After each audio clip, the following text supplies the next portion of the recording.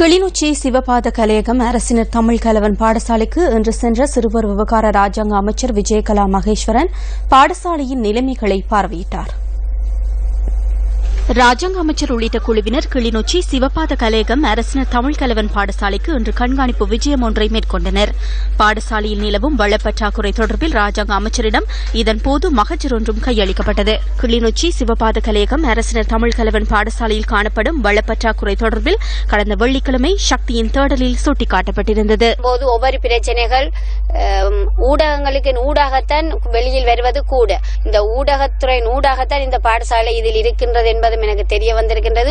இப்படியான நிலையையும் நான் இன்று வந்து பார்க்கக்கூடியதாக இருக்கின்றது. இந்த பாடசாலை எடுக்கும் போது எந்த விதமான வளமும் இல்லாத ஒரு நிலையில் பூச்சியமான நிலையில் தான் இந்த பாடசாலை இயங்குகின்றது.